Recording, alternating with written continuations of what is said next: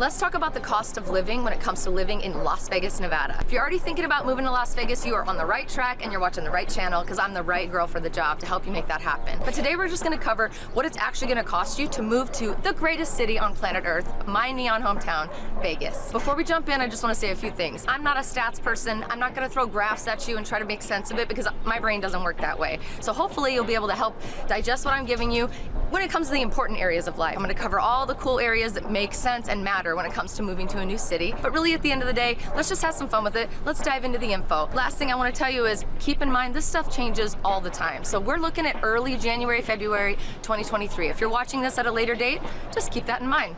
Let's go.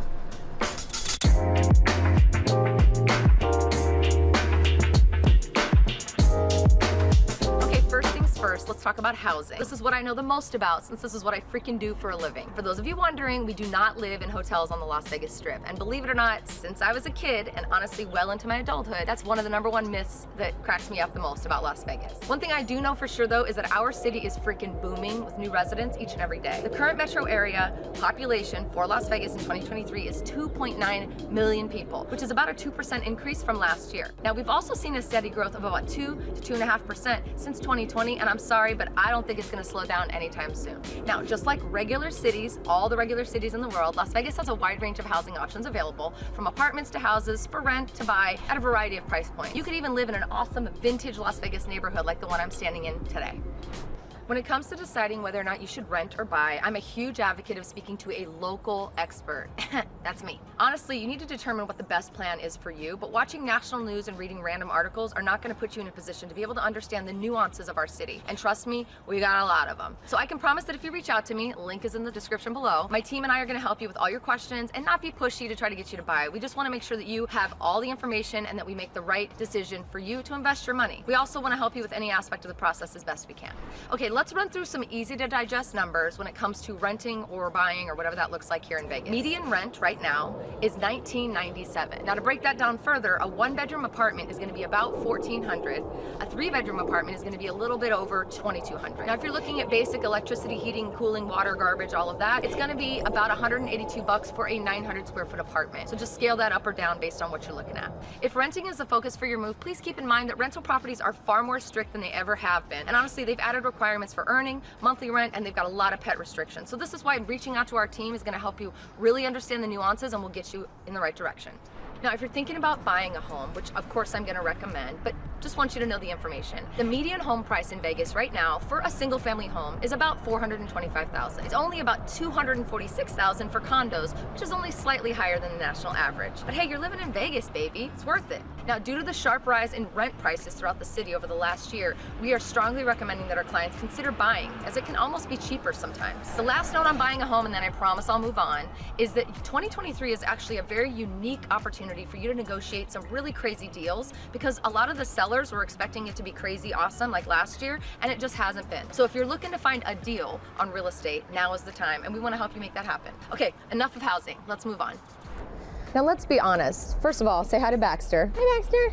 One of the main reasons you're moving to Las Vegas is because it's a food, entertainment, freaking extravaganza, right? That's the best part about living here, which definitely can make it difficult to save money. We're also having a bit of a foodie renaissance happening all over town, where you don't have to go to the Strip to get the best food. And actually, it's way more affordable when it's off the Strip, which is awesome. So if you're thinking about dining out, that's definitely a part of living, expenses. You can go anywhere from 15 to 25 bucks a person off the Strip, sometimes on the Strip as well. And of course, you can go bougie and get crazy with it at $50, $75, $100, $200 a person. It all just depends on where you're enjoying that food.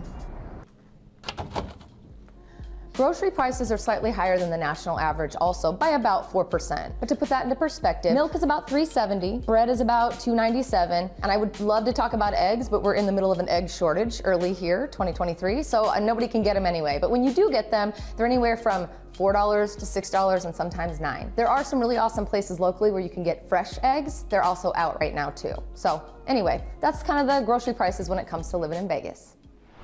Okay, so let's talk about something that everyone needs to know about, and that is getting around town, transportation. I have a lot of people ask me if they're gonna need a car when they move to Las Vegas, and sadly, the answer is absolutely yes. Now, that doesn't mean you can't find a place that has walkable services. However, those are very few and far between. The city is freaking spread out. It's also really easy to get around though, thanks to Nevada Department of Transportation. Now, transportation is a breeze in Vegas, like I said, with about everything being about 15 to 25 minutes away. The freeway system is always being improved, and I firmly believe that our city transportation planners have done a really good job of pre-planning and expanding our transportation years ahead of what they really were expecting when it came to new residents and that rush. Now, I will admit that our public transportation system is not the most reliable or the best way to get around town. In fact, I'm standing in front of the Regional Transportation Commission right now, but if you have to do it, it's all good. Now, we do also have Uber and Lyft, so owning your own car isn't the only way to make it happen, but genuinely, I'm highly recommending bring a car to Vegas. It's gonna just keep you in check.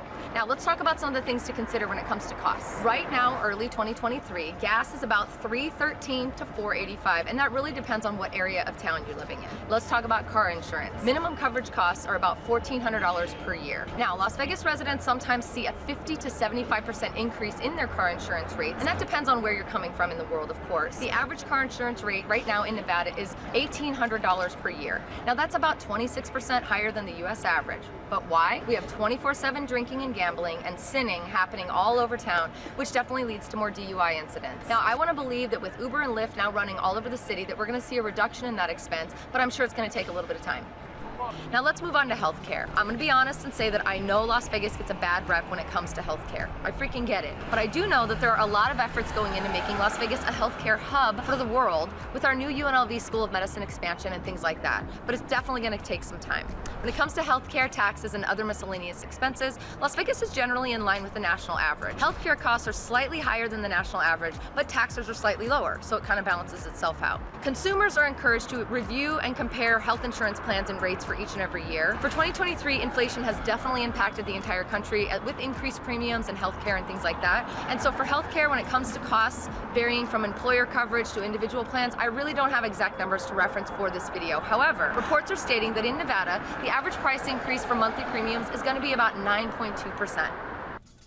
Okay, let's talk about taxes. The one thing of two in life that you're absolutely guaranteed to never be able to escape: death and taxes. I know that's morbid, but thankfully the taxes in Las Vegas and Nevada can help us get back to the positive side of things because they're pretty awesome. Taxes in Vegas, Nevada are slightly lower than the national average. Nevada has no state income tax, which can be a major benefit for some residents. Additionally, the city of Las Vegas has a sales tax rate of 8.25%, and you're only gonna spend about 1% on property taxes if you do choose to buy a home. Let me just repeat that. 1% on average if you choose to buy a home, which is ridiculously low by comparison.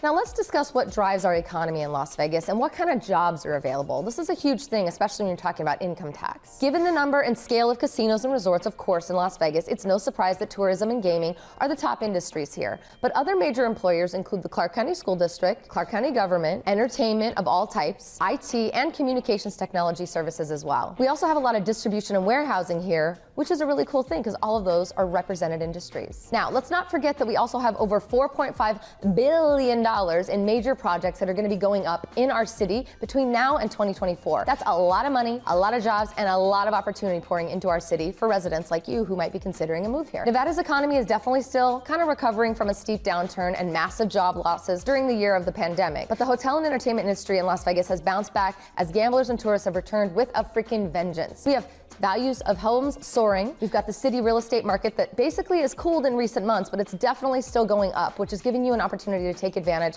of all those adjustments. Our jobless numbers aren't great, but just like the rest of the country, however, the chief economist for the Department of the Employment is putting a positive spin on the numbers by saying that share of population either working or looking for work has surpassed 61% for the first time this year, and that was in 2022. So with such a vast range of salaries and job types in Vegas, most including tips, by the way, the average can be skewed a little bit, but let's talk about some numbers that I found online. The current minimum wage rate in Nevada is $10.50 an hour. Unless an employer offers health benefits, then it's $9.50. Now, this is going to increase in July 2024 to $11 and $12 respectively. While it's not an exception, but it's definitely worth noting, employers in Nevada have to pay their tipped workers a regular minimum wage salary of $9.50 or $10.50 per hour, depending on whether or not you provide those healthcare benefits. So again, it does definitely weigh down on that. Median household income in 2021, which is the most recent data I could find, and it's from 2017 to 2022, 2021 is $61,356. Our per capita income in the last 12 months, again, 2021 dollars, 2017 to 2021, is $33,363.